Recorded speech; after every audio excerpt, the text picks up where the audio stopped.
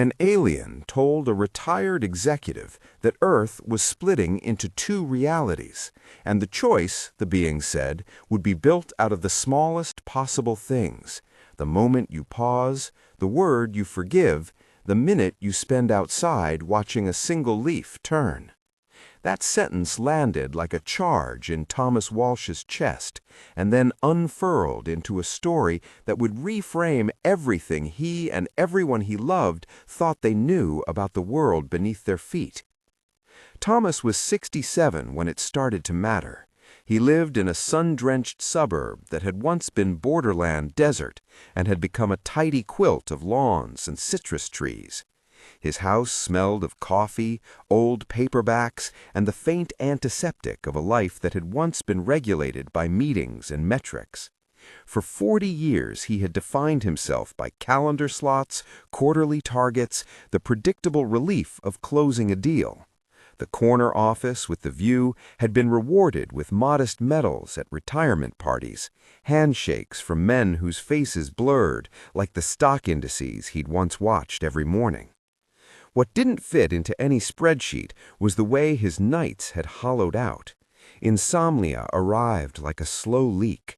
He would wake at 3, heart hammering, not because a chart had suddenly dipped, but because a subtle, unnameable ache had settled beneath his ribs, a sense that everything he had achieved lived on some other plane, where his name was not enough. He read the books everyone recommended: Modern Mindfulness, the Stoic Letters, a few heavy theological tomes that promised belonging. He sat in silence with candlelight. He attended a Sunday service twice, once for tribute, once for curiosity. The more he tried to plug himself into systems of meaning, the more that ache expanded, like a household drain running toward emptiness. His wife, Linda, had watched the change with a patient worry that felt like tenderness and accusation in the same breath. She kept a journal, 2 grandchildren's handprints in the freezer compartment of the fridge, and a practical faith in casseroles and long phone calls with her sister. They had been married 40 years. Linda's hands were marked with the small scars of a life of cooking and caregiving. Thomas loved their shape. When she asked if he was sleeping, he lied with a smile and a shrug, because some truths were soft and frightened, and he didn't yet know how to deliver them. Their grandson, a 6-year-old named Matteo, was the anomaly in Thomas's story, a living thrum of ease. Matteo could speak to birds in his own squeaky language and fall asleep on the floor with a half-read picture book, as if threats were sacrilegious notions reserved for adults. Thomas saw in the boy a stubborn piece of the world that refused to be cynically folded into duty.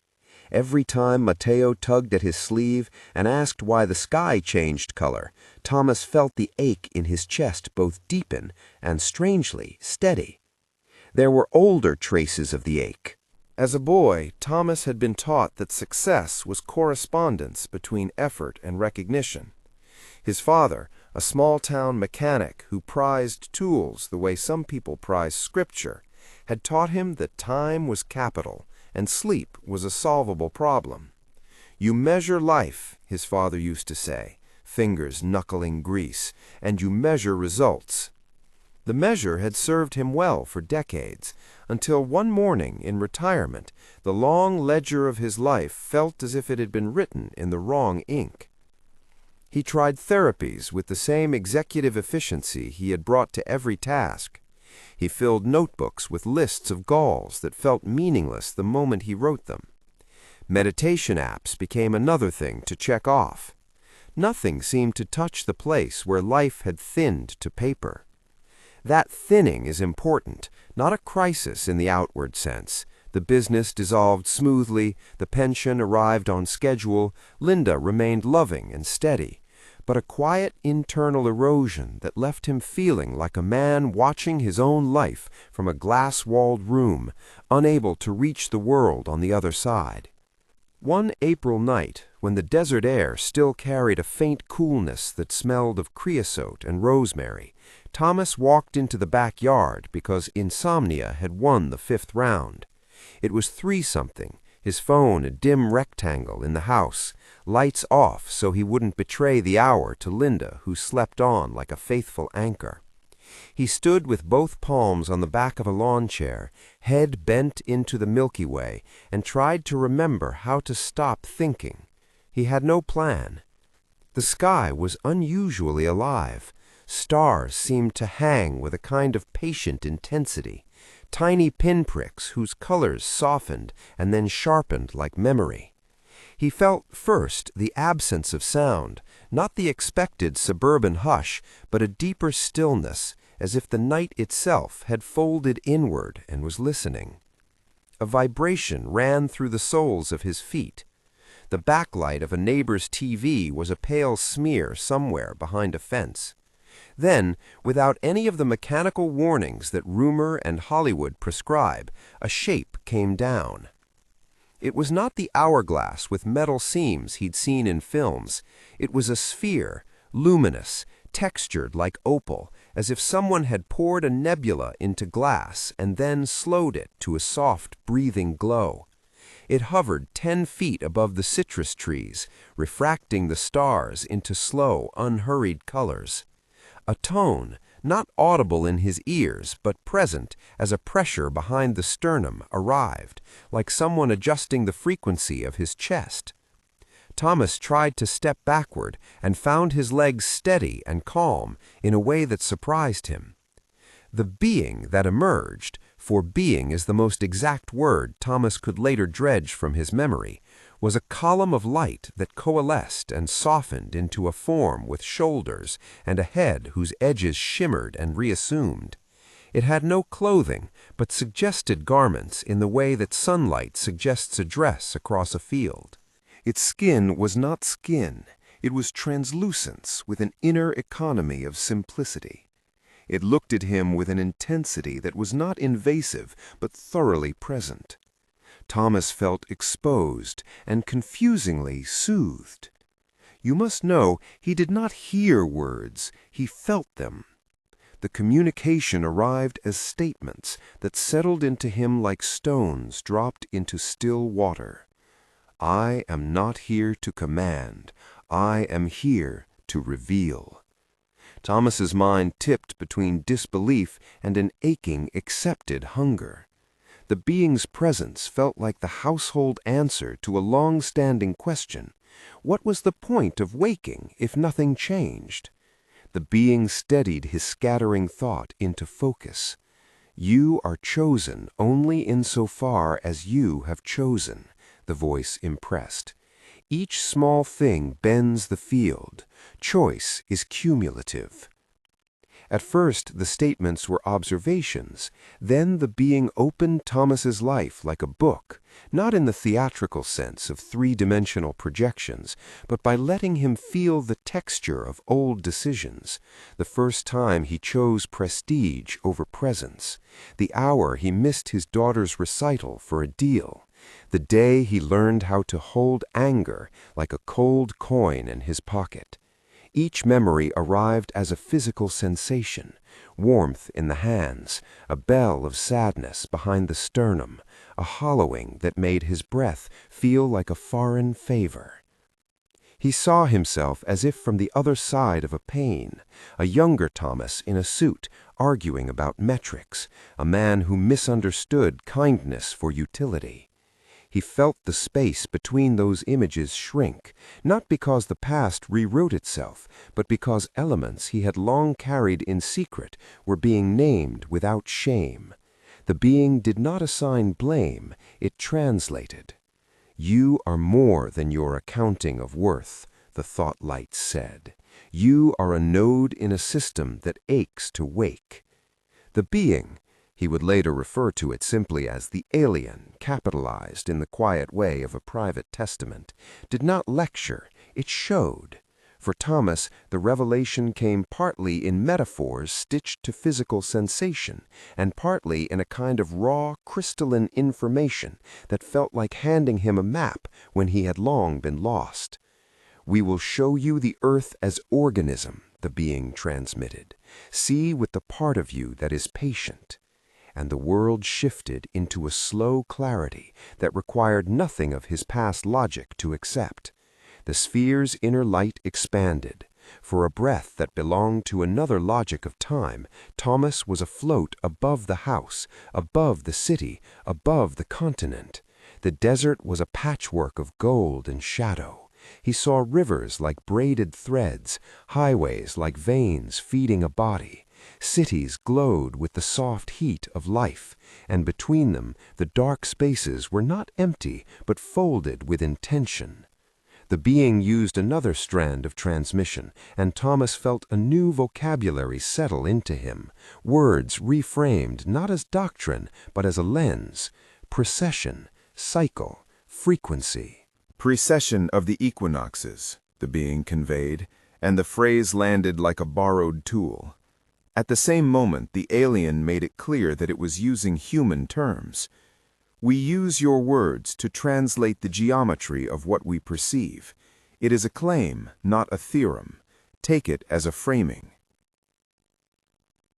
The being said the planet moves like a slow top. It tilts and wobbles. Over 26,000 years, these wobbles fold into phases.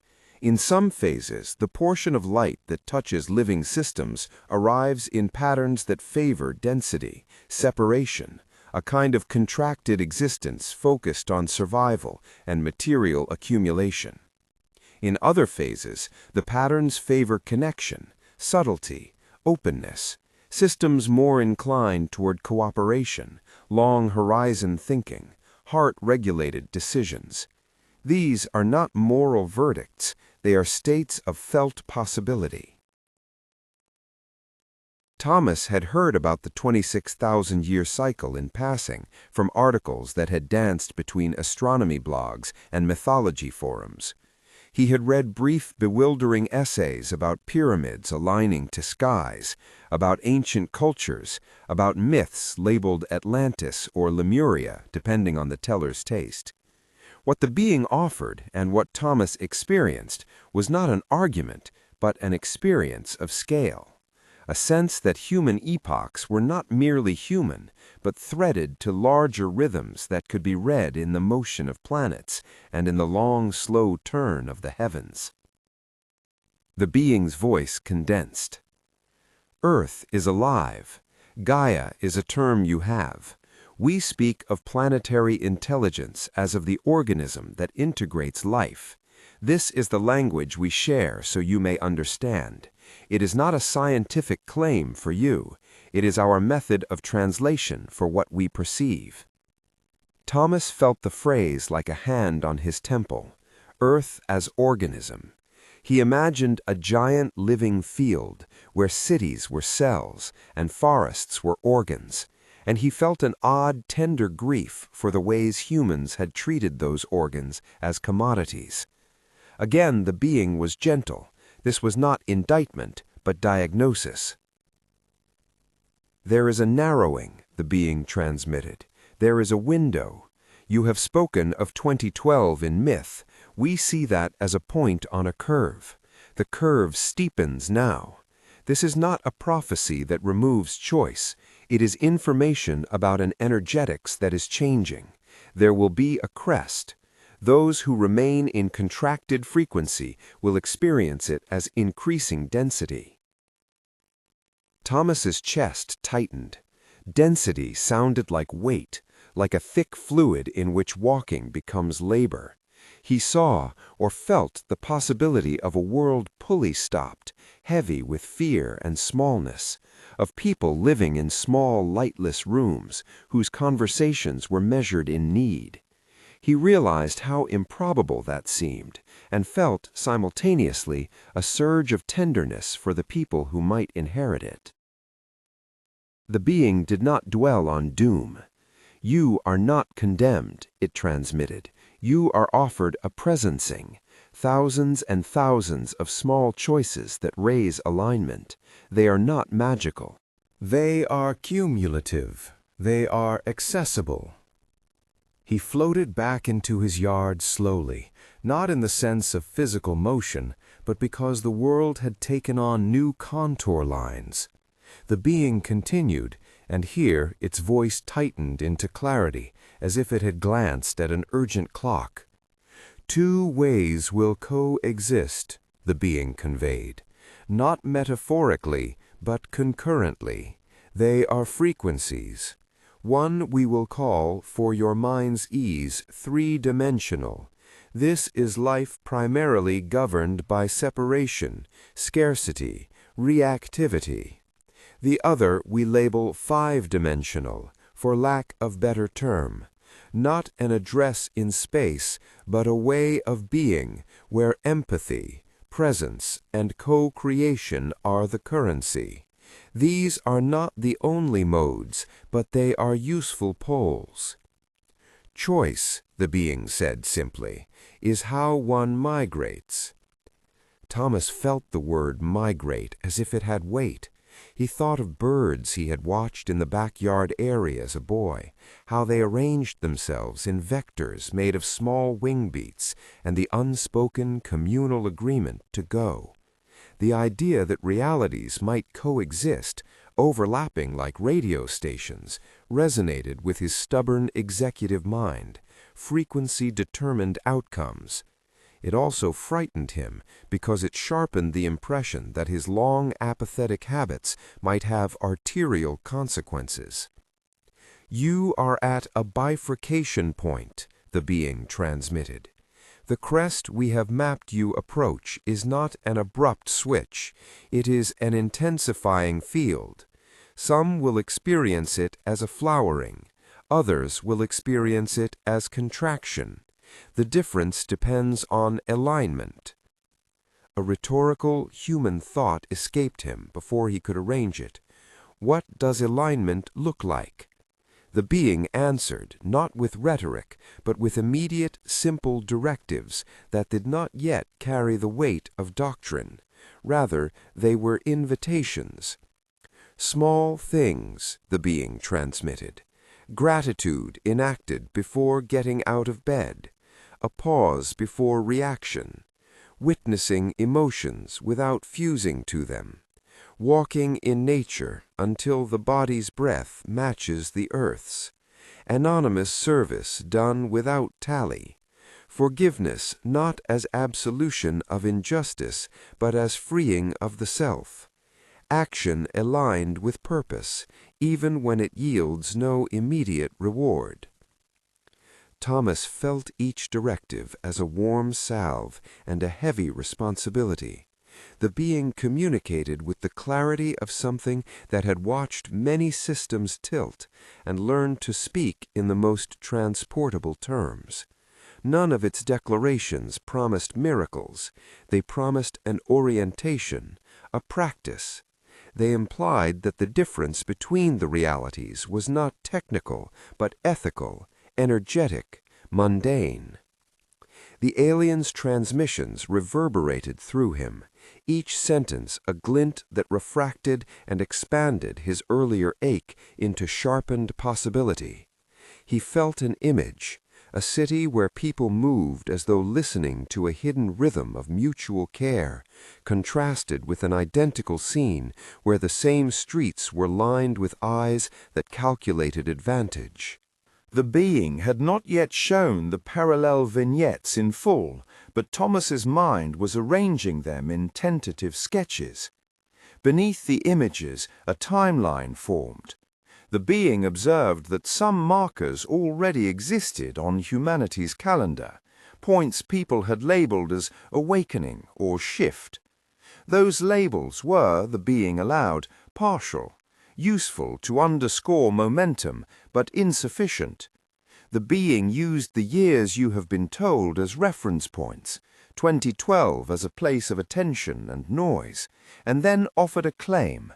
2025 to 2033 would be a peak window, an 8-year period in which the contrast between contracted and expansive realities would become most evident. Again, it framed this as a map it provided, not a decree carved into stone. "This is their offering," the being transmitted.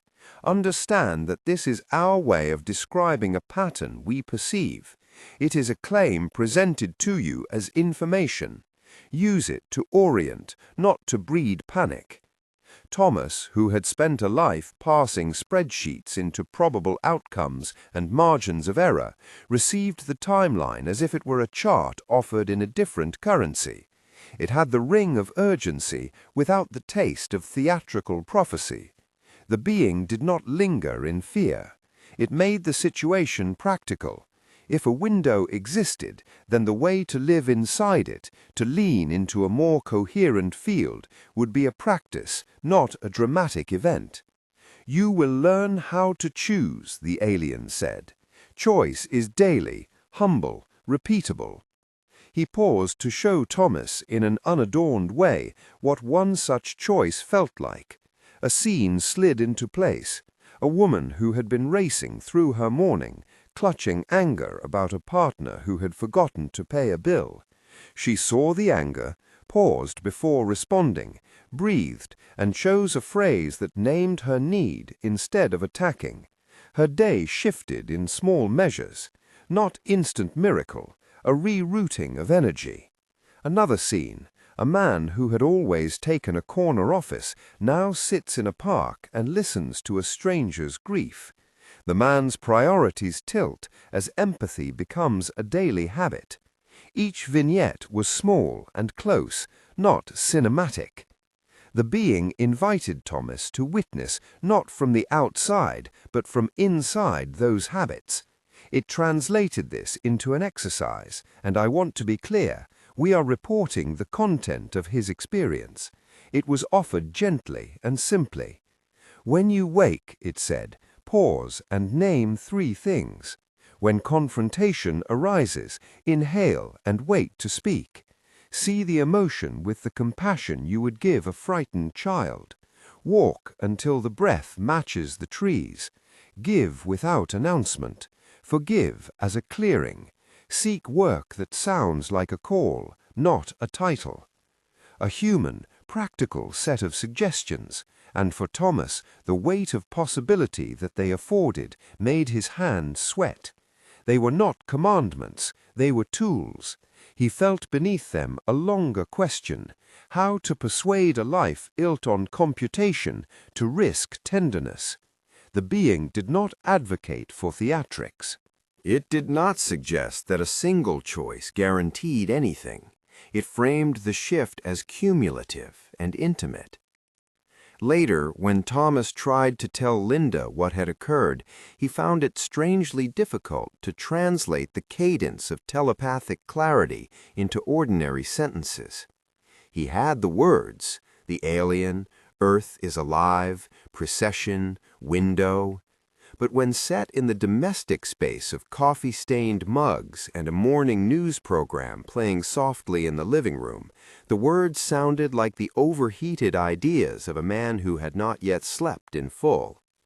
Linda listened with the mix of love and skepticism that had kept their marriage honest for decades.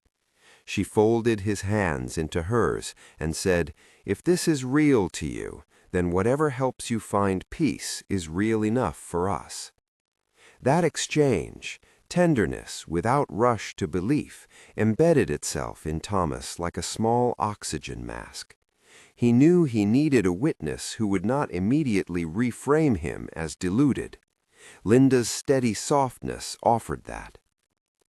Before he finally walked back to the sphere, needing more clarity than the backyard could supply, the being left him with simple assurance. You will not be left to misread this alone. We will show you what happens when the field shifts. We will demonstrate how separation can harden into a cage and how presence can loosen locked doors. You will be shown both, not as threat, but as data. I will show you the split, the being transmitted. I will show you the mechanics that you may choose. The words charged him in a way that made his rational mind reel. He wanted to ask where these beings came from, why they cared, whether they were neutral observers or participants in some cosmic politics. The question rose and then collapsed like a tide before an immensity of being. The next few minutes, or hours, for his sense of time blurred during the transmission, were dense with images and sensations. The interior of the sphere was not a cold metal room. It was a chamber that felt like entering the inside of a living instrument. Walls pulsed with slow, organ-like harmonies. The air tasted faintly metallic and floral, an impossible combination. A table appeared, not as furniture, but as a luminous plane where projections unfolded in layers of both light and empathy. He could not tell if his eyes were seeing or if the being was arranging impressions directly into his nervous system. The alien walked him through a demonstration, a model of Earth not as a naked globe, but as an integrated being. Mountain ranges became ridges in a spinal column. Oceans were a circulatory system, carrying warmth and current like blood. Human-made systems, cities, roads, grids of energy, appeared as choices superimposed on that organism's flesh.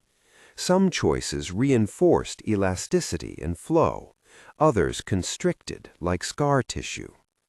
When the being described mythic collapses, such as the stories people attached to Atlantis, it did so with a scholar's detachment and an empath's tenderness.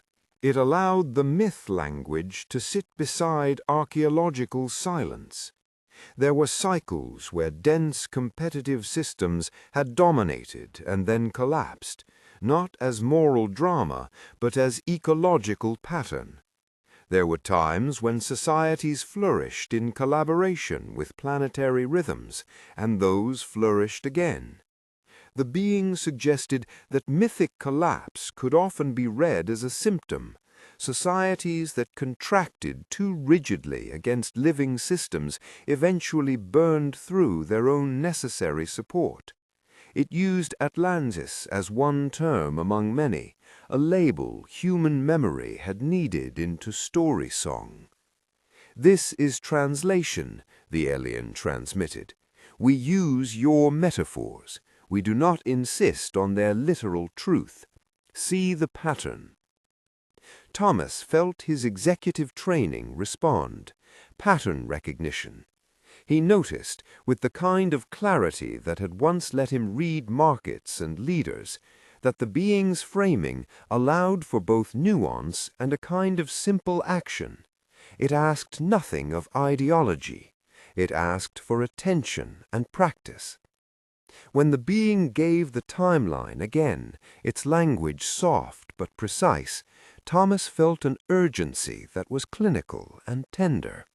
These were not fire and brimstone words.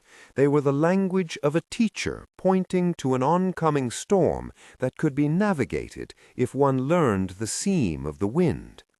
You could live in fear of the weather, or you could learn when to fold the sails. The being spoke of those who would resist. It did not condemn them. It explained them. Resistance, it said, is often a reflex to fear. Fear prefers identity. It prefers the predictability of anger. Systems that fossilize around scarcity will intensify as the field changes.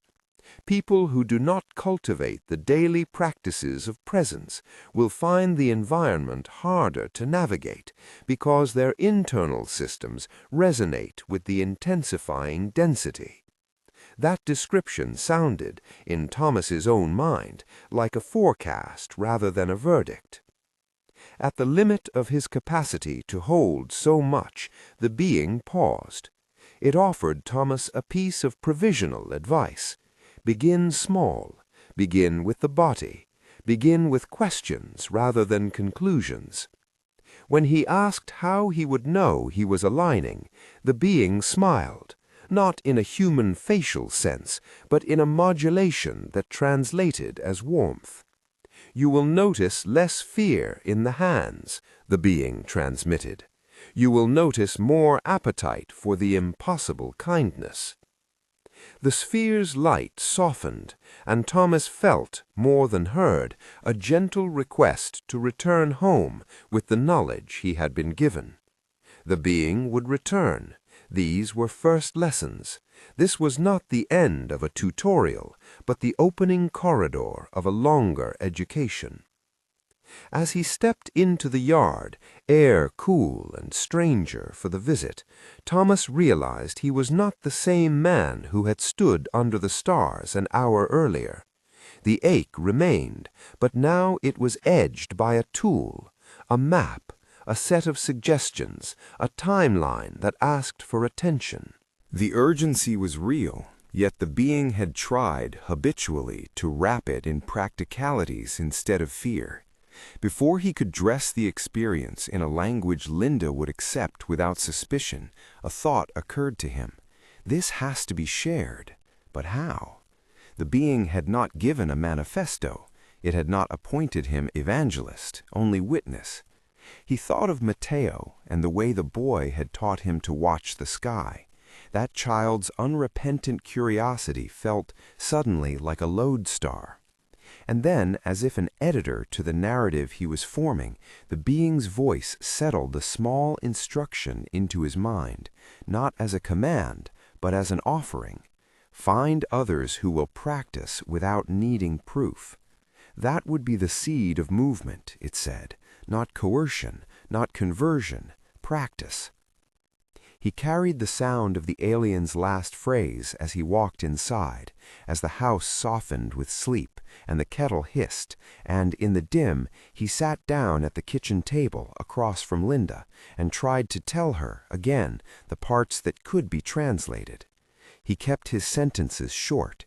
He left space for her to tuck disbelief into the drawer where she kept worry and curiosity. "Please," she said at one point, "tell me what you need." He found the answer in the place the being had pointed to, not in changing the world at once, but in small shifts. He needed space to practice, permission to be clumsy and steady. He needed a witness who would not demand proof of miracles. Linda gave him that, not with a dramatic leap, but with the soft, necessary machinery of marriage, a cup of tea, a hand on his sleeve, an agreement to try a walk at dawn once a week. The days that followed were not cinematic. He began with the smallest of the being's instructions, 3 things of gratitude upon waking. He repeated them aloud at first, a ridiculous catalogue of trivial mercies that had been invisible: the taste of coffee, the stable roof, Linda's sleeping breath. He paused before responding to an email that made him feel annoyed, and noticed an odd effect. The anger, when acknowledged and not fed into immediate rhetoric, shrank into a manageable size. He walked out to the orange tree, feeling the sun as a slow blessing rather than a bullet point on a schedule. The being's claim about choice being cumulative began to become legible in the shape of his mornings. They were still imperfect. He forgot sometimes, or he rode impatience into old patterns, but the small practices compiled. He started, privately and without drama, to call his daughter in the evening and to ask questions that were not businesslike or obligatory. He watched Mateo teach a neighborhood kid how to stack stones. These were seedlings. They were, in the terms the being had used, microsites of alignment. And yet the world beyond the porch persisted with its own pressures. News outlets ran the usual cycles of scandal and recovery. Friends joked about retirees finding new hobbies. In the neighborhood, there were men who still measured themselves by lawn perfection and by the number of cars in the driveway. Thomas noticed himself tensing in old ways, the reflex to judge, to intellectualize, to categorize. The being's teachings had not absolved him of the hard work of being human in a fatigued culture. He also found that telling a few carefully chosen friends, not to persuade them but to locate companions who would practice, created micro-communities that felt like tender experiments. A retired teacher joined him for morning walks. A young nurse, unsettled by her work, came to once-weekly conversations about presence and small choices. They did not pray as a group. They simply tried the things the being had suggested and compared notes with the pragmatic curiosity of people fond of results. One evening, 2 weeks after the contact, Thomas received a message on an online forum from someone else claiming a visitation. The tone was different, urgent, cinematic, conspiratorial. It spoke of governments and secret agreements. Thomas read and felt the old reflexes rise in alarm. He had seen how the story could be weaponized into panic or profit. The being had warned him of that risk indirectly. Clarity is not the same thing as hysteria. This knowledge hardened his decision not to broadcast his experience as spectacle. What the being had given him was practice, not platform. Back in the house, he kept a journal. He wrote in the clean, pragmatic script he had used for years, lists, observations, the small successes of practice. He also wrote the transmissions as best he could remember them, line by line, careful to tag them as reported. He did not ask the beings for miracles. He asked for clear instructions and for the fortitude to keep practicing. In the entries, the words 2025 to 2033 sat like a quiet clock. 2 nights after his entry, he heard once again the presence he had come to rely upon for direction. The sphere returned like a patient tutor. It did not feel urgent. It felt like a necessary continued education. This time, the being's transmission dove deeper into the idea of divergence. It did not dramatize, it clarified. Imagine, it said, 2 radio stations overlapping in the same city. One plays music that makes people move to beat and hoard. The other plays a rhythm that invites dance and generosity. Both are audible at once. Which station you attend to determines your experience. Thomas felt the allegory settle. The being mapped possible consequences without melodrama. Communities that leaned into separation would encounter increasing friction, infrastructural strain, and a narrowing of options. Those who cultivated open field practices would experience an expansion in cooperation, in the sense of mutual support, in systemic resilience. Again, the being emphasized that these were not absolute judgments, but energetic probabilities. This was the point, he realized with a peculiar clarity, where the title of the story, the alien revelation that will change everything you know about Earth, became literal for him. The revelation did not rearrange the planets, it rearranged his interpretive frame for what the planet was doing. It changed the metaphors he used for human systems, for history, and for personal practice. Everything he had known about the world was not erased, it was recontextualized beneath a new question. Which small choices will I make today that will anchor me in the field I want to inhabit tomorrow? At the end of that second encounter, as the being prepared to withdraw, it left him with a single practical offer that grounded its otherworldly claims. If you want to learn the practices, we will teach them in structure. Practice is not instantaneous. It is habit built by repetition and community. We give you methods. Humans build systems. The offer was not coercive. It was open-ended, an invitation to apprenticeship, not a forced program. And here, as promised earlier, in a human way, the being had accepted, the narrator leans in with a practical note for the listener. If this account touches you, and you want more testimonies and weekly practical practices that translate this language into habit, subscribe for updates and resources. This is the one small human call, to gather without spectacle and to learn together. Thomas felt the request like a small rope thrown to his hand. He took it. He also felt the risk of turning this into a project of influence rather than repair. He made an internal promise to keep the focus on practice, not proclamation. When the being left, it did so with the same composure with which it had come. The sphere receded into the sky like a distilled memory. The night returned to the soft hum of cicadas. Thomas stood in the yard and watched the light fade, feeling both absurd and profoundly vulnerable in the knowledge that his life had been shifted. He did not sleep well that night. Sleep now came with the responsibility of waking differently. He lay awake imagining the two coexisting realities the being had described and tried, with his pragmatic mind, to draw a rough list of what counted as daily practice. The lists were messy and hopeful: gratitude, pause, witness, nature, anonymous service, forgiveness, purposeful action. He fell asleep long after momentum had carried him to the pages of his journal and his pen had stilled. The next morning he woke and practiced gratitude aloud. He paused before answering an email. He walked to the orange tree and spent 10 minutes just listening. The smallness of the acts was astonishing, and in their corroding of his old reflexes, their effectiveness began to be evident. He noticed his anger cooling faster. He extended a brief kindness to a neighbor who had been curt in the past. He called his daughter, not with a checklist of updates, but with a question about a book she had once loved. But the world beyond his yard pressed.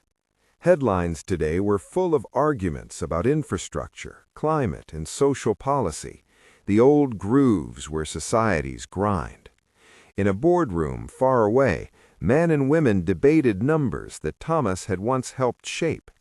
He understood that systemic change required more than individual practice, yet the being had insisted the cumulative smallness was the lever that actually moved deeper fields. That conviction became his test.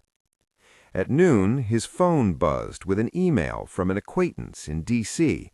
who'd heard rumors, fragmentary, paranoid rumors of elite groups and secret knowledge. Thomas read it and worried. He had left documents in his handwriting that were private, and he now realized the temptation to turn the being's message into weaponized narratives was real. He resolved to avoid that. The being had emphasized humility and practice over publicity.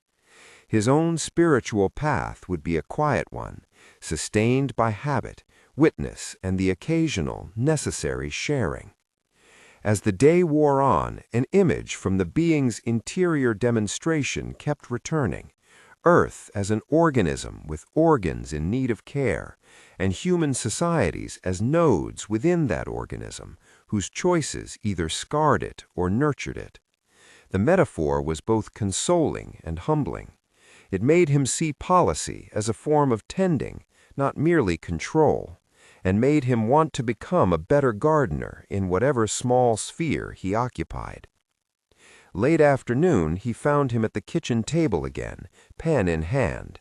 He wrote a sentence and then another, trying to pin down the precise texture of the alien's transmissions.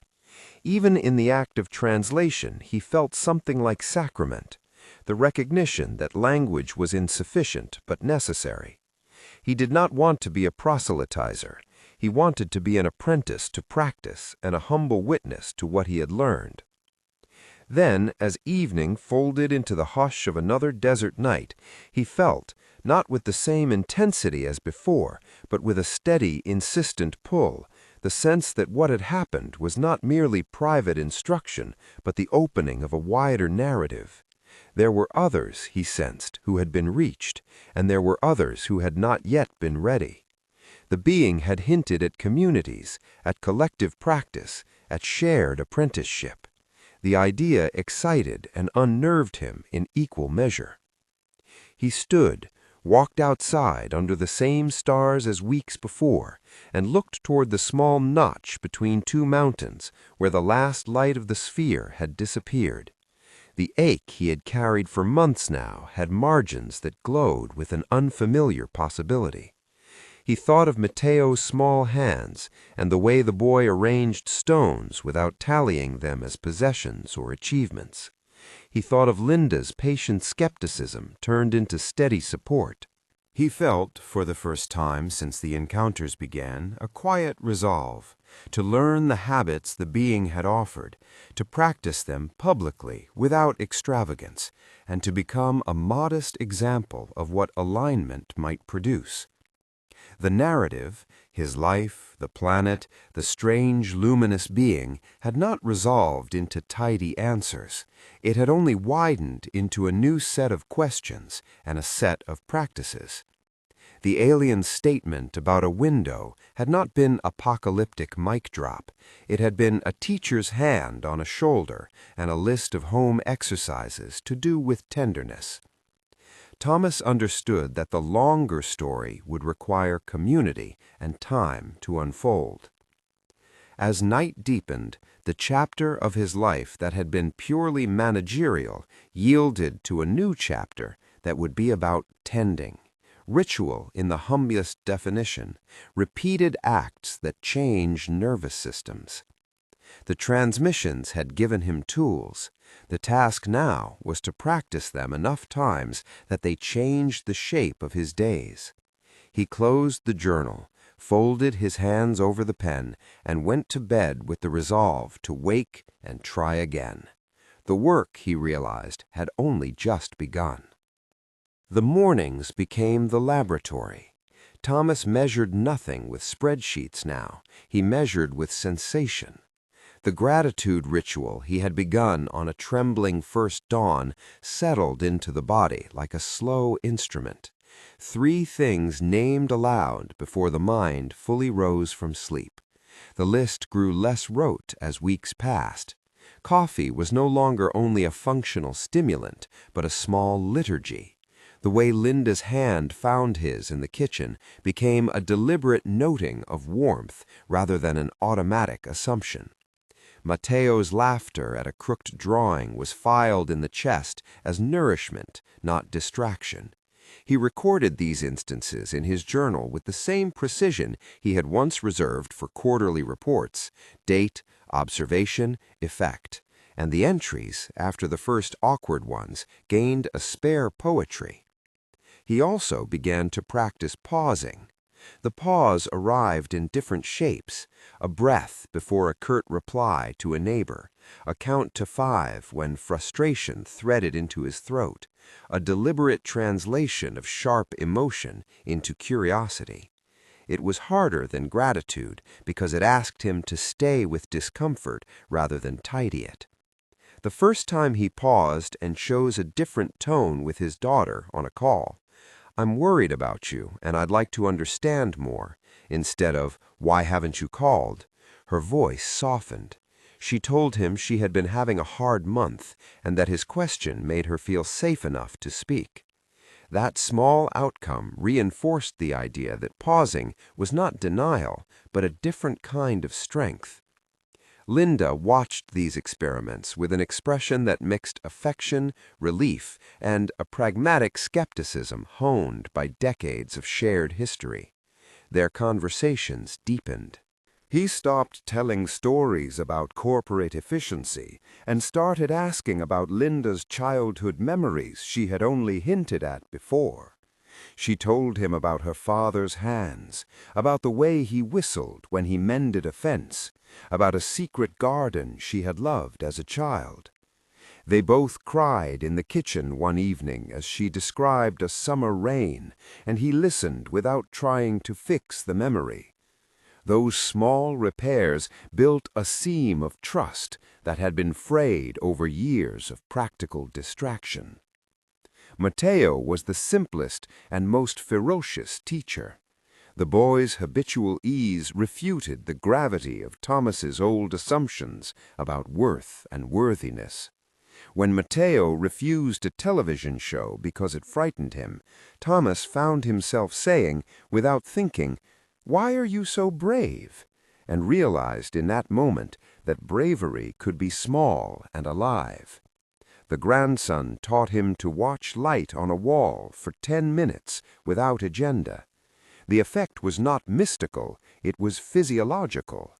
Thomas's jaw unclenched, his breathing found a lower rhythm. The edge of his insomnia dulled. Community formed in the manner of neighborhood experiments. He hosted a weekly walk at dawn that began with 3 people: a retired teacher, a nurse who worked nights and could stop by on her days off, and a young man who had lost his job and found the habit gave shape to his hours. There were no doctrinal statements. They met, walked, tried gratitude aloud, and shared one small failure and one small success before coffee. The group became a place to practice without needing to convert. It was, in the being's phrase, apprenticeship. The sphere reappeared 2 months after the first contact, not as a spectacular event, but as an unassuming modality of continued instruction.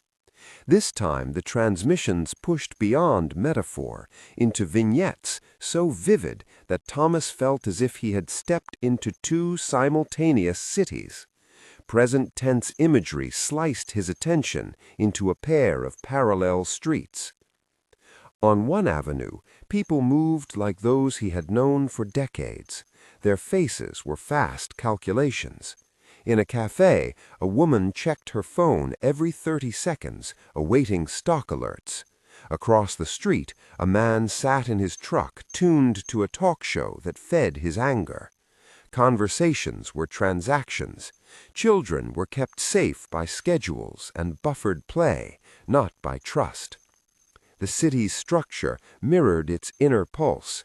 Emergency lights, security gates, frequent advertising promising scarcity solutions.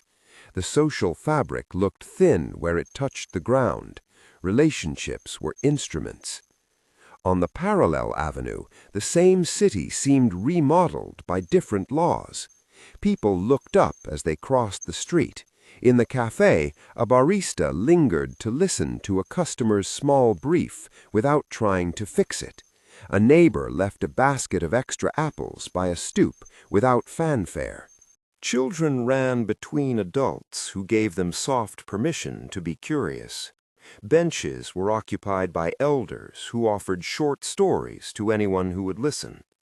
Systems had the shape of conversation rather than control.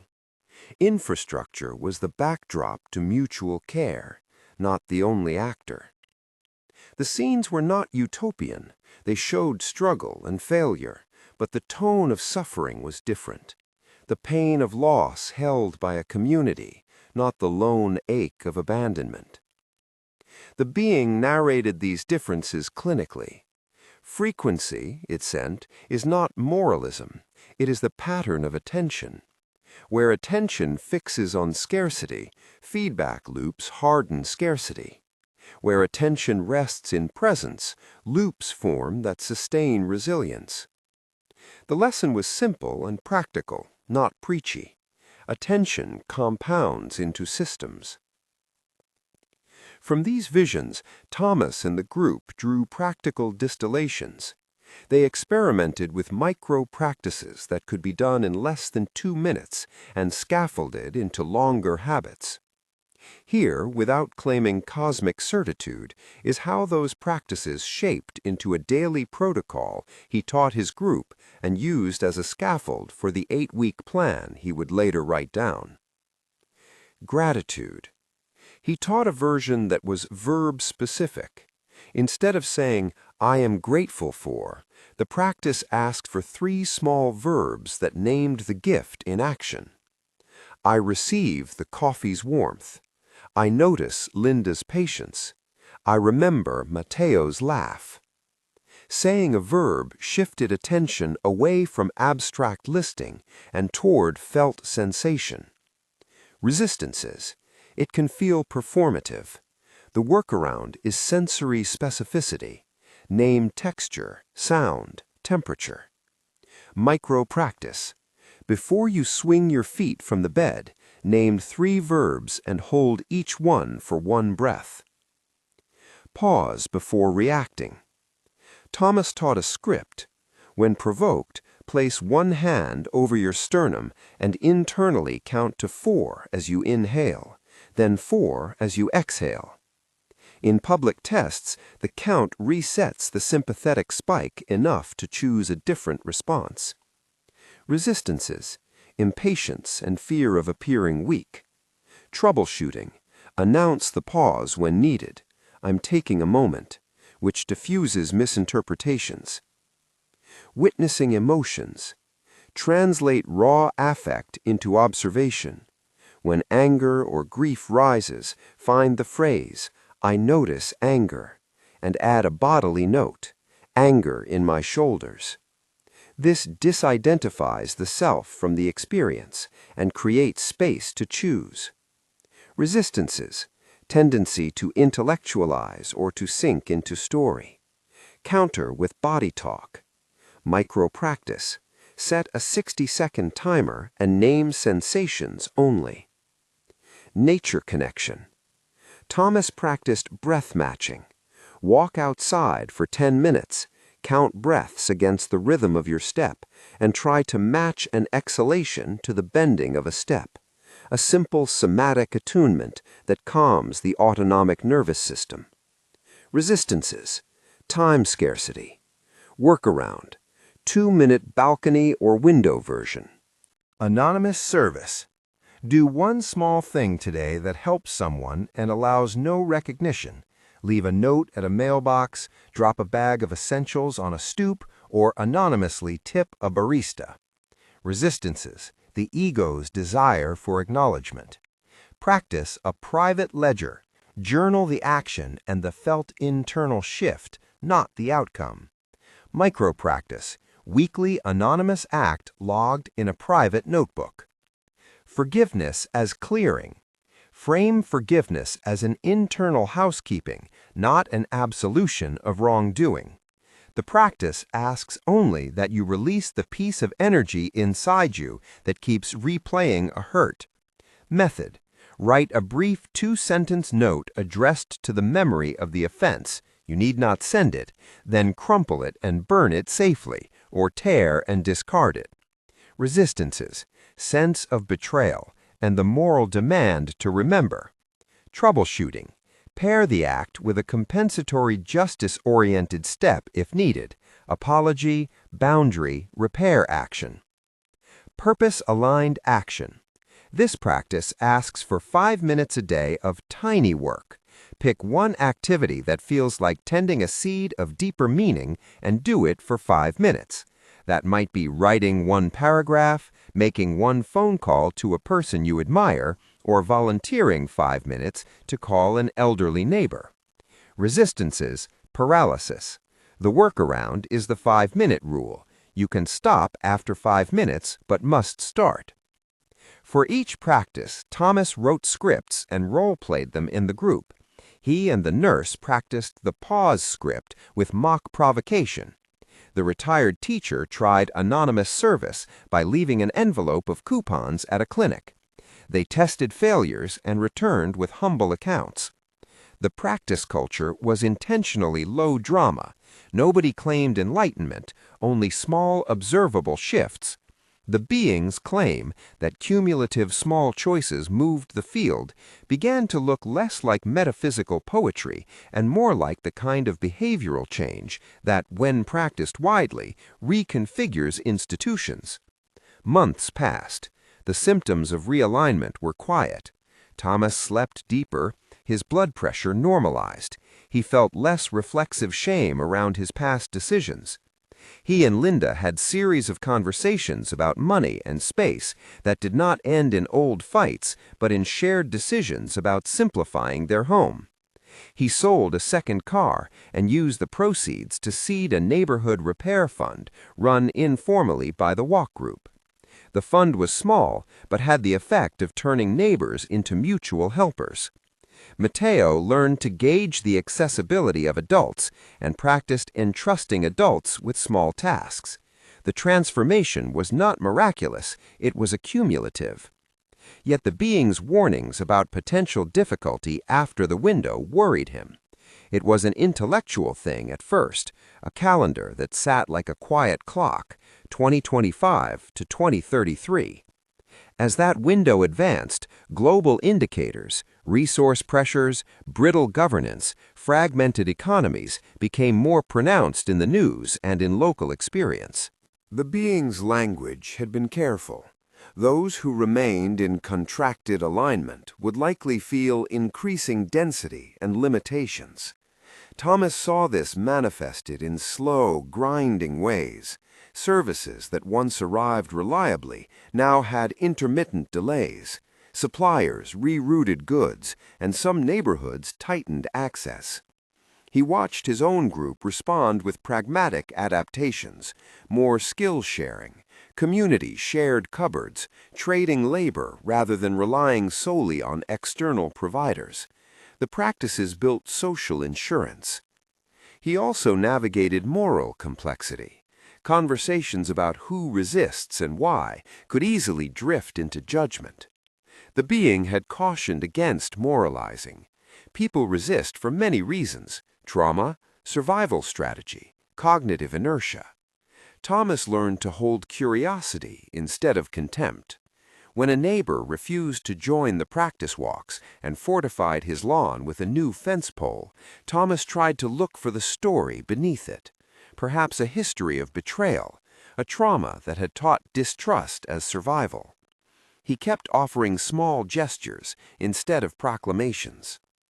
The contrast between 3D and 5D experience continued to present itself in granular scenes that Thomas could recount in ways that made listeners sit differently.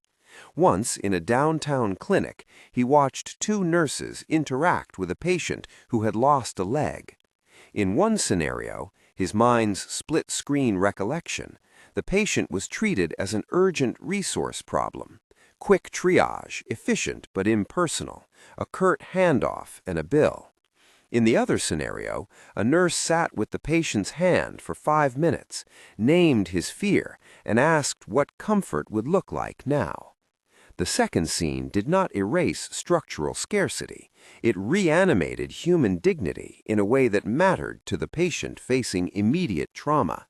These vignettes were not metaphysical proof, but lived phenomenology. Word of small successes spread irregularly. A father in the group reported that after practicing witnessing emotions, he had stopped yelling at his teenage daughter, and as a result, the daughter began to confide in him. A retired mechanic described how his small acts of anonymous service, leaving together a box of tools at a community center, led to an invitation to teach a free class. The testimonials were modest, but repeated across the neighborhood. Thomas compiled some as short, anonymized accounts in his journal, each about 1,000 characters, to preserve texture and avoid spectacle. They became a quiet chorus. One testimonial came from a woman who called herself Janelle in the forum, where Thomas posted careful, measured reflections.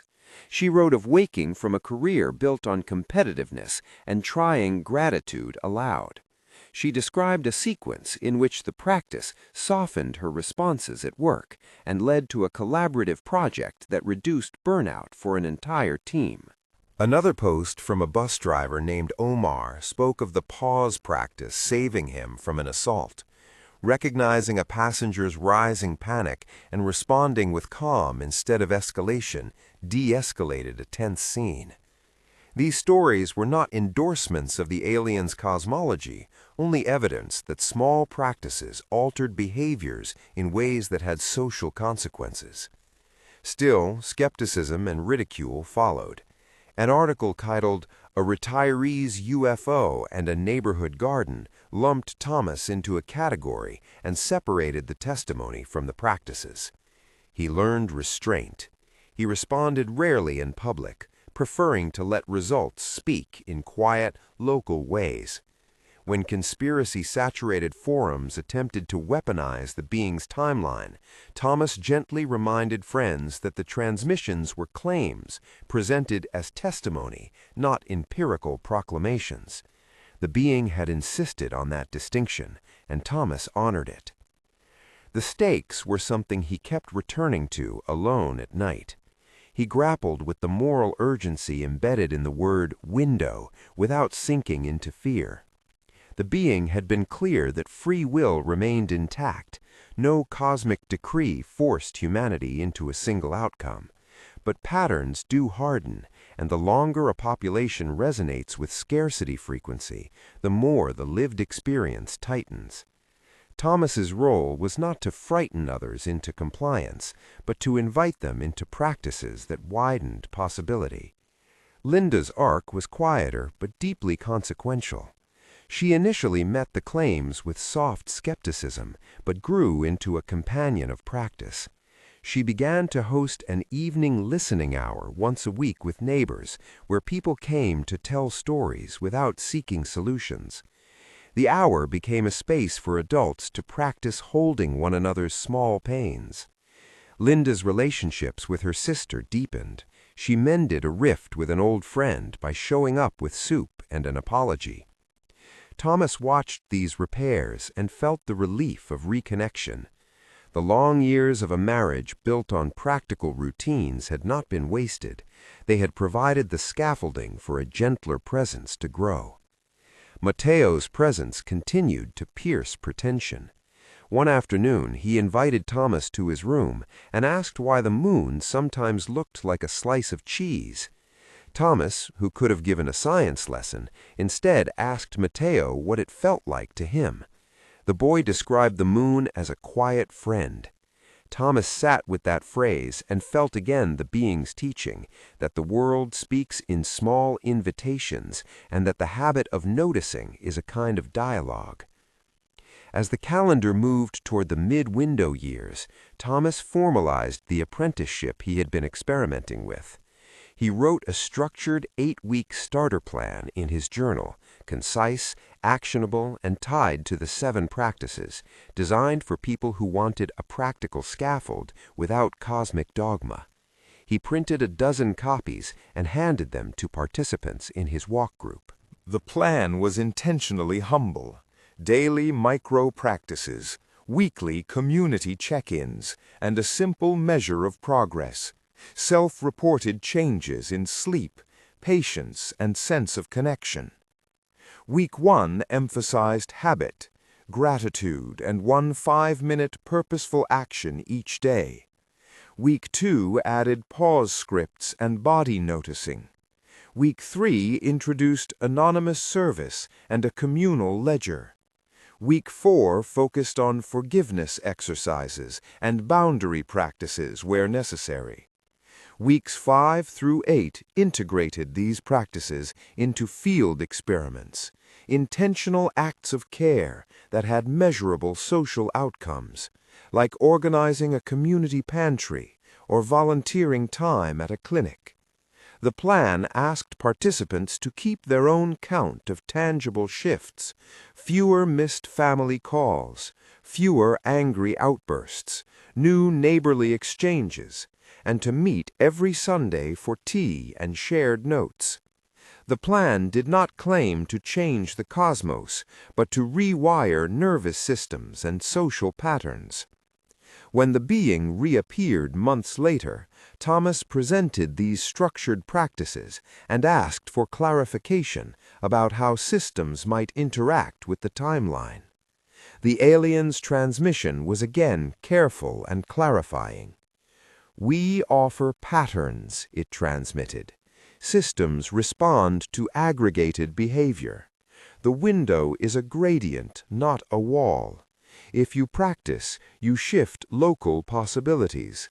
If you do not, you remain subject to denser conditions. Neither is moral, both are consequence." Thomas asked about choice, particularly about people who, through harm or desperation, seemed locked into scarcity behavior. The being's answer was patient. "Choice is constrained by conditions," it sent. "Trauma narrows, scarcity increases reflex. Compassion is the lever that opens possibilities.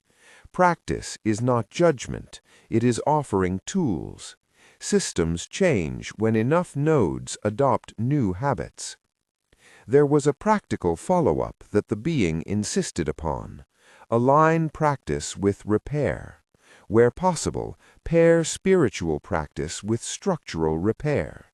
Support local institutions, improve communication with neighbors about safety, and create redundancies that ease immediate scarcity. The being did not offer political prescriptions. It suggested pragmatic civic tending as part of a holistic approach. The months stitched into a year, and small measurable outcomes emerged. The walk group had grown to a dozen. A neighborhood pantry initiated by the group reduced food insecurity in 5 houses. A shared car cooperative reduced dependency on distant services. People who had practiced pausing reported fewer domestic arguments. The results were local and tangible, not metaphysical transformations that rewrote history. But there were also losses, slow and climbing. Some businesses tightened hours. A local clinic reduced staff. These were not dramatic collapses, but they were real constraints. The being's framings bore both the comfort of agency and the sting of responsibility. Action mattered. Inaction had costs. Thomas encountered resistance from an old friend, Harold, who had once been his protégé and who now mocked the mystic retiree. They argued. Harold accused Thomas of losing his grip on reality. Thomas tried not to convert him. Instead, he invited Harold to come to one walk and told him, plainly, "Bring skepticism if you must. Bring a cup for coffee. Stay for 5 minutes." Harold came once and left after 15 minutes, saying it was peaceful but not convincing. They remained friends, though the conversation between them had shifted to a different temperature, less transactional, more human. The being's transmissions began to include a subtle pedagogical shift, more dialogues, less pronouncements. It offered practical role plays that Thomas and the group tried. When your neighbor hoards, the being transmitted, offer a service without moral commentary. Provide an example of abundance. People learn through experience, not argument. The experiments worked sometimes and failed sometimes. Successes were not proof, they were examples. Occasionally, Thomas had to confront the dark appeal of certainty. In quieter moments, he felt the seduction of absolute answers, a single chart that told him who would succeed and who would fail. He recognized this as an old habit, a residue of his corporate years when certainty brought comfort. The being had taught him to trade certainty for practice. Practice did not make the future certain, it altered the probabilities. As the window slid toward its midpoint, curious things happened in the city. Small pockets of innovation took root, not because of technology, but because people practiced different relational habits. A community garden sprouted cooperatively in a strip of unused land. An informal repair cafe where neighbors fixed each other's things without expectation of payment grew popular. These were not miracles, they were emergent phenomena, generated by repeated small acts. Thomas collected these incidents as living data. He composed a short anonymized compendium, practice notes, micro-stories, and the 8-week plan, and offered it to the group. A few people, unconnected to him, began to ask for private consultations about their practices. He offered them as a resource, sharing scripts, role plays, and accountability. The being's transmission had included an invitation to form gentle networks of practice, not hierarchical movements. The post-2033 worry did not disappear. Sometimes, in the silence of the kitchen at night, with the house dim and the pages of his journal spread, Thomas imagined future biographies, one where the density had tightened into long-term scarcity and fragmented societies, and another where networks of practice had softened institutions into collaborative forms. The images were not prophecy, but moral rehearsals. He could see what everyday life would feel like in each. In one, long lines, bureaucratic fragmentation, a shrunk horizon. In the other, shared medicine, distributed energy, people who repaired things together. Each image clarified his motivations without offering cosmic certainty. The being's messages emphasized an ethical stance. Pursue inner change paired with public repair. Do not weaponize teachings into coercion, and respect the agency of others. The transmissions also encouraged humility. We offer frameworks that translate our perception. Human cultures convert frameworks into institutions. Tend your conversions carefully. Thomas's transformation consolidated in a scene with Linda that became, for him, the personal gospel of the experience. They had an argument about money, not a dramatic quarrel, but the usual domestic friction that at once spiraled into weeks of coldness. He had practiced pausing and witnessing. He said, with honest vulnerability, "I'm afraid I made choices that put us first in the wrong ways." He did not try to absolve himself. Linda, who had practiced listening, answered softly and then asked for a tangible plan to change a recurring pattern.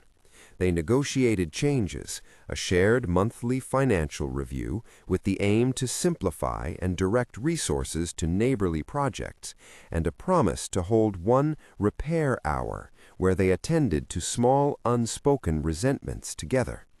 The argument did not vanish, but folded into repair. Months later, they both noticed the emotional shift. The old grooves that had produced a distance between them softened. Not everything healed. They still had moments of reactivity, but the default responses had changed. Thomas began to understand the being's claim not as an exotic metaphysical mandate, but as an extended behavioral experiment that anyone could try without belief in aliens, should they choose. Thomas also wrestled with the ethics of disclosure. Public interest in his account waxed and waned. He declined offers of sensational interviews. He wrote instead a careful, longer compendium for those who asked, not to proselytize, but to offer practices and an 8-week plan.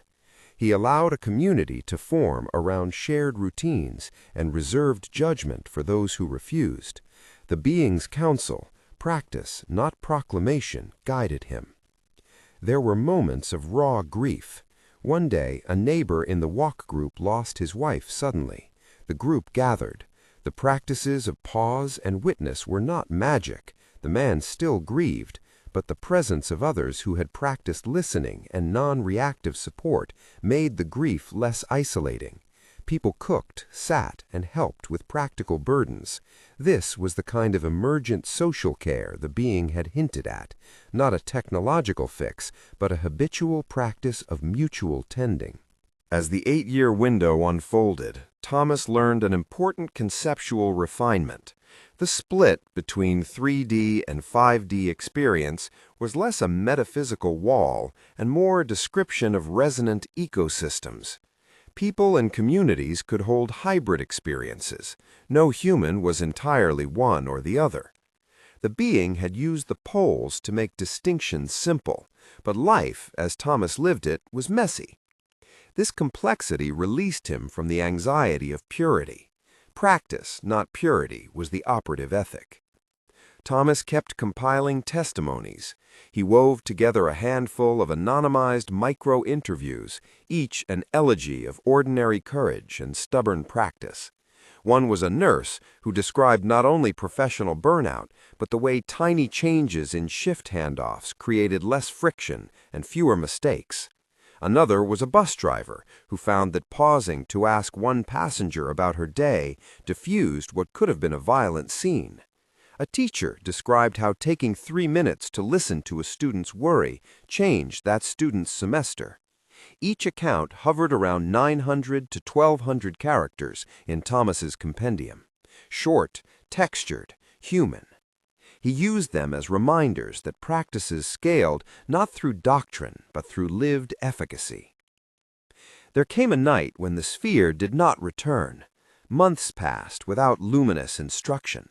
At first, Thomas felt abandonment, then patience. The practices did not require daily cosmic reinforcement. People practiced in communities, in kitchens, in the marginal spaces of commuting.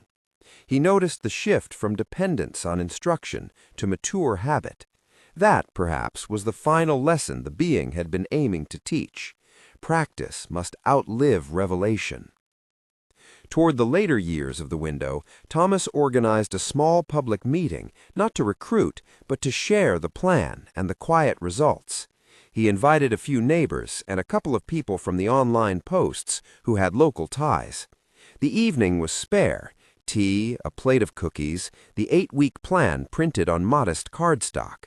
He spoke for 20 minutes about daily practices and then opened the floor to conversation.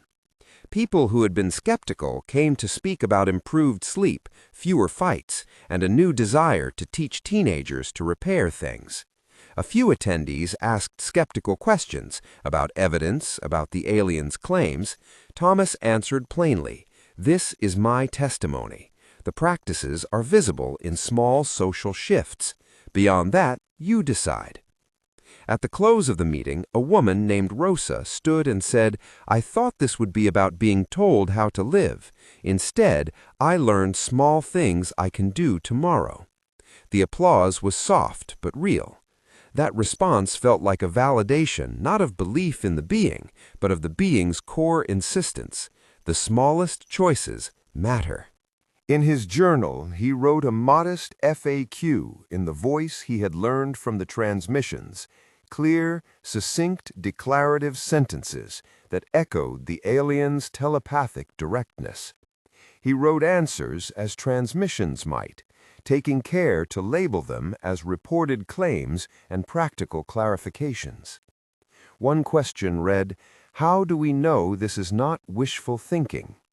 The reply he recorded in the alien style was simple: "Test the practices, measure outcomes.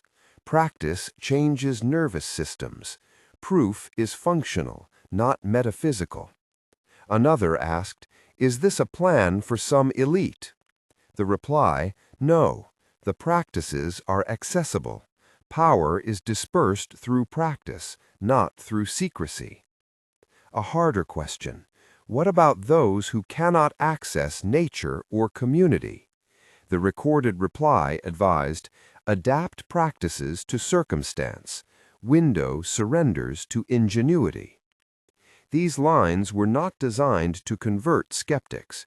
They were meant as pragmatic addresses to common concerns. From those dialogues, Thomas forged an 8-week starter plan he published as a modest pamphlet and pinned a short resource list for neighbors with books, community centers, and his own compiled scripts. He emphasized, wherever possible, that none of this guaranteed metaphysical outcomes. He framed the offerings as tools for stronger social oxygen and calmer nervous systems. As the 8-year window approached its middle and beyond, his life settled into a rhythm of practice and presence. He did not pretend to see the cosmos as the being did. He kept the alien's language as a framing tool, a map that had been useful in reorienting his life. The more practical the work, the less he felt compelled to insist upon the origins of his motivation. He taught a neighbor how to lead the pause practice. He coached a teen on anonymous service. He sat with Linda and planned for a simpler retiree life. The alien's revelation had changed everything he knew about Earth in the sense that the map had redirected his attention from accumulation to tending, from metrics to embodied choices. There remained a final, necessary reckoning with fear. He sat once with a man who had lost hope for his town's future. The man had watched industries retreat and felt the horizon collapse. Thomas did not tell him that everything would be fine. He said instead, gently, "Practice changes what you can control. Look for one tiny thing to do today that brings a neighbor closer. If you can do that and you continue, a year from now you will not be where you are today." The man tried the pause practice and, months later, reported fewer nights of paralyzing anxiety. These small recoveries were neither universal nor miraculous, but they were important. Eventually, Thomas composed a closing reflection he shared at a neighborhood gathering. He said that the alien revelation had not been an end, but an offer, a portrait of relational possibility, a set of practices, and a timetable to orient attention. He urged humility. Not everyone would or could shift at the same speed, and that was not a moral failure, but a fact of human diversity. He called for tenderness toward those who did not resonate, and commitment to practice for those who did. There was one last transmission he recorded in his journal from memory of the being's earlier phrasing that he had carried like a talisman. Small things bend the field. Pattern precedes architecture. He had once misread that as a slogan, and now, years later, understood it as a design principle. Patterns of practice comprise the architecture of community. In the end, he offered a practical, voluntary invitation to anyone who had listened this far. If the account had moved you and you wanted structured support, a downloadable compendium of the 8-week plan, the practice scripts, and community notes, there was a resource he had prepared and shared quietly with those who asked. It was not a promise of salvation, only a tool set, an e-book called Reconnecting with Your Daily Tenderness, a modest online community for practice accountability, and optional private consultations to help structure personal habit. None of it guaranteed metaphysical outcomes. All of it was intended as scaffolding for daily work. The last months reshaped Thomas in small, indelible ways. He slept deeper, loved with less calculation, and measured worth by presence rather than by how many tasks he completed. Linda and he mended more seams than they had ever imagined they would. Matteo continued to lead the family in small experiments in joy. The neighborhood showed, in soft and stubborn ways, how repeated tiny acts could produce collective resilience. In his final journal entry of the Ark, he wrote, not as prophecy, but as counsel, "This revelation reconfigured my frame for what was possible. It didn't make my life easy, it made it intentional. The window meant urgency, the practices meant agency. You do not have to believe the cosmology to practice gratitude, pause, witness, nature, service, forgiveness, and purpose. Those are human skills. They change you. They change the people around you. That is enough." He closed the journal and looked up at the night sky. The sphere never appeared again for him, though he remained open. The revelation had done what it needed to. It had changed the way he framed Earth and his life within it. Whether the cosmology of cycles and planetary intelligence was metaphoric, mythic, or literal mattered less than the habits he had built and the relationships he had repaired. There was urgency in that finality, but it was a compassioned urgency, an invitation rather than coercion. The 8-year window the being had mentioned continued to move across the calendar, and with it the ethical imperative to choose tiny, repeated acts of care. Thomas's life became quieter and fuller. The alien revelation had shifted everything he knew about Earth, not by rewriting facts, but by redirecting attention toward the smallest of moments where human destiny is practiced. If you want the practical scaffolding he created, the 8-week plan, scripts for the pause, micro-practices for nature connection, and a small compendium of anonymized testimonies, it's available as a modest e-book and as a place to join others practicing these daily choices. These are offered as tools, not as guarantees, and you may choose freely how to use them. The invitation is simple. Begin with one small practice today and notice what shifts in 3 months. That is the measure he used and the only promise he was willing to make. The alien revelation had changed everything Thomas knew about Earth because it changed the lens through which he observed life, from scarcity to tending, from accumulation to repair, from measurement to presence. The world was still the same planet beneath his feet, but the question he now asked each morning had altered. What small act today will align me with the field I choose to live in tomorrow? He practiced the question as diligently as he once balanced ledgers, and in that sustained practice he found a steadier world.